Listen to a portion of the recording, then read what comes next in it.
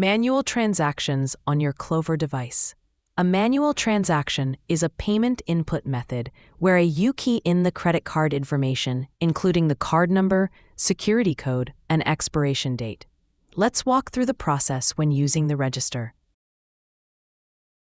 First, let's put together an order and pay.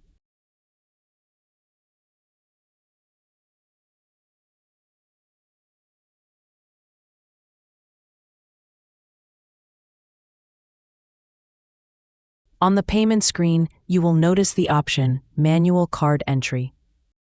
Once you select Manual Card Entry, we can begin to fill in the required fields: credit card number, CVV code, zip code, and expiration date.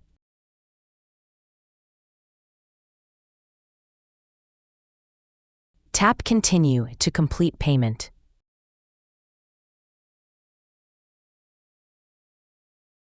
Tap the green Done button below. Action complete. Thank you for watching.